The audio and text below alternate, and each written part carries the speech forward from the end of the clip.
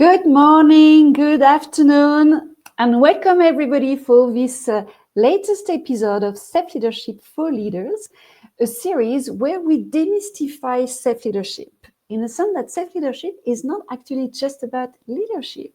Self-leadership is something each one of us has, and for me it's really important to demystify that. So somewhere who I am, of course, Florence Domrico, I help leaders and team multiplying adaptability. Somewhere I make changing easy. And there is no single time that through my conversation with teams or leaders that we have not approached the subject of self-leadership.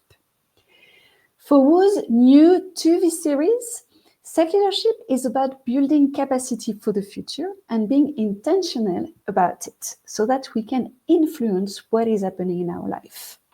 But this is the very wordy type of conversation. I prefer to say something much simpler. It's actually about strengthening who we are and building adaptability on what we do. And as leaders, self-leadership gives us tools to be intentional in our leadership. And I love that wording, intentional.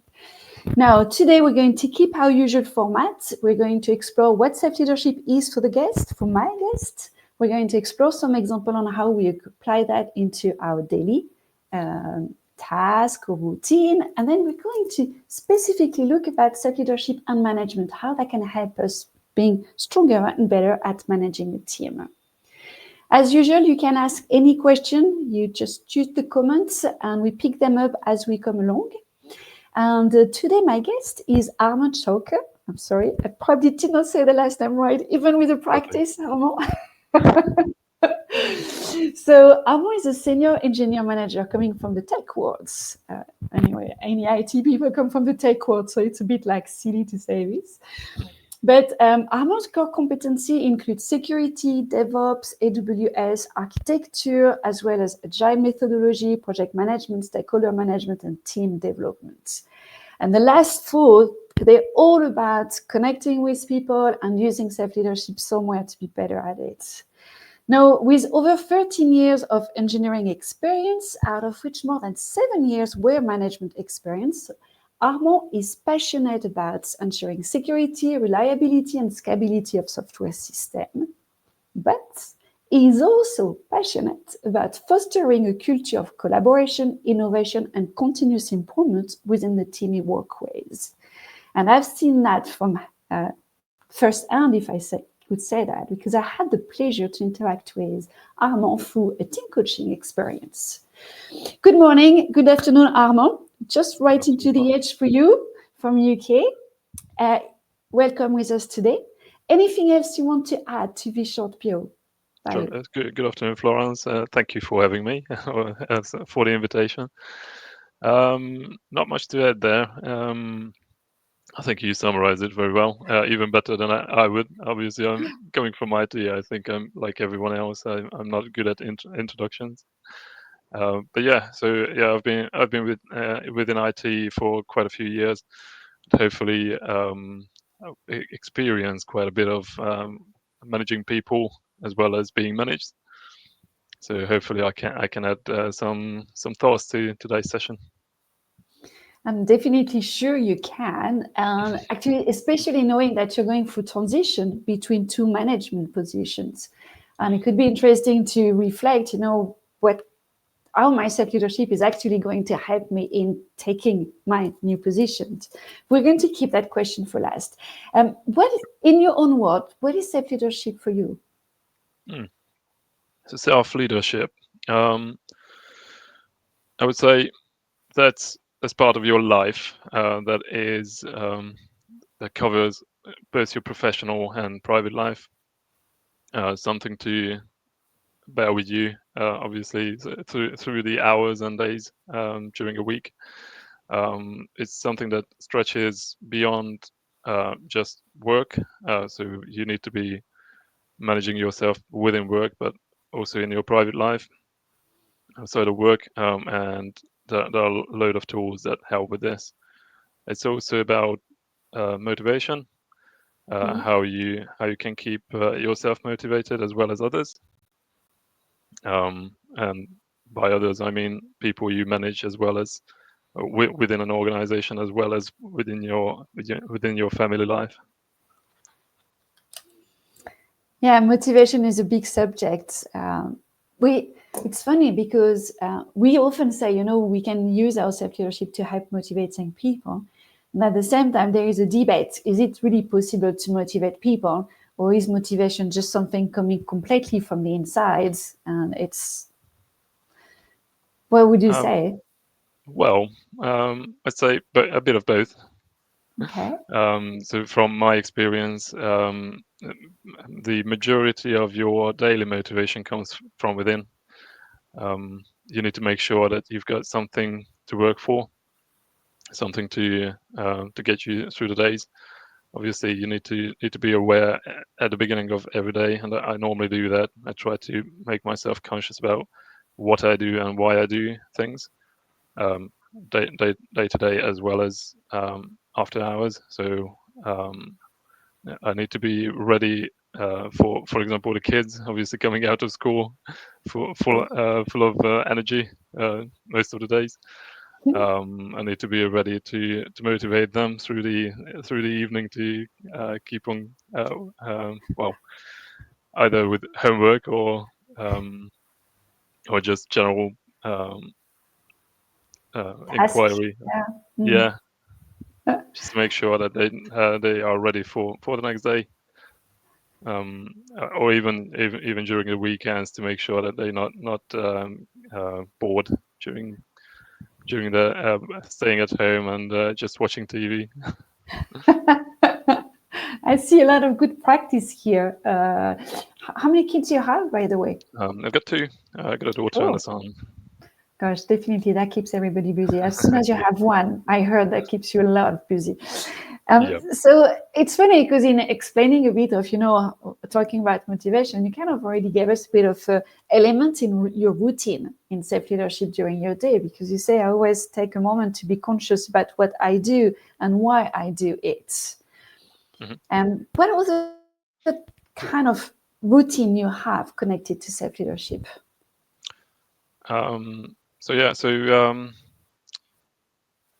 One specific one is planning ahead. I did mention that, obviously, with kids as well as during the day. There are some productivity tools out there, some of which I found quite useful. So, for example, listing out a list of 3 to 5 items during the day to make sure you go through those. So specific actions that are your milestones during the day.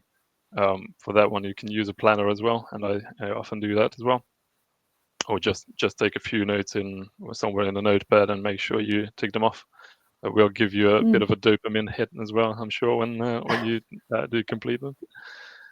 At least for me, that's the case. So that takes care of your goal setting for the day as well. But you also need to make a conscious effort to think ahead for the upcoming week, or even longer term, for your month, for your strategies. I like the several words you've been using that I quite like. They resonate. Is that this notion of conscious effort? This means that it's not just about going through things. Sometimes we have to be taking that moment to be conscious about it, or making it conscious.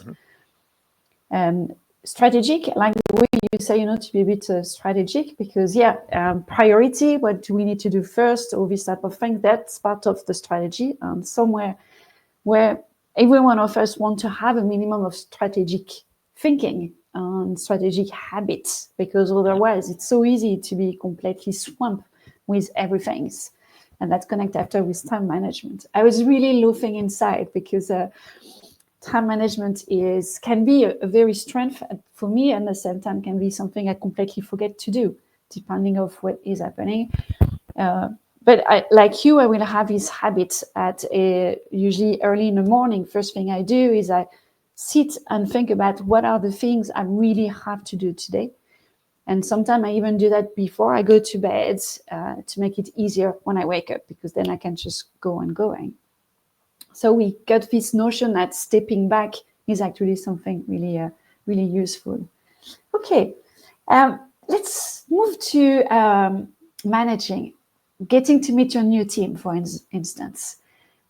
What from self-leadership will you use to prepare you for meeting with your new team? That's an interesting one. Motivation was one. So I needed to make again a conscious effort to meet my new team, and I had a chance a couple of weeks ago to pop in and say hello to them.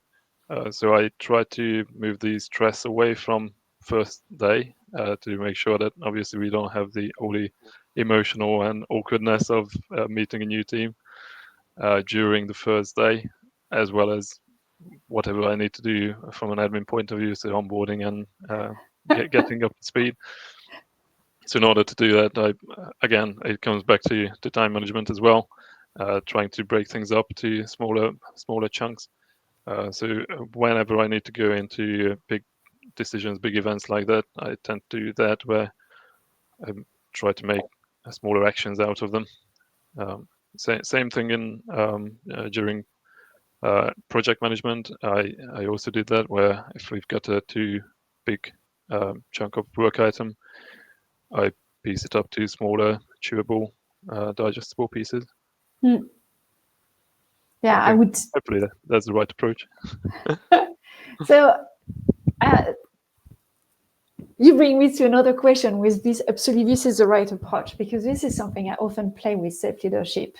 Is this notion that there is no right or wrong. There is no right approach or wrong approach. It's more about knowing what we create with the approach we choose.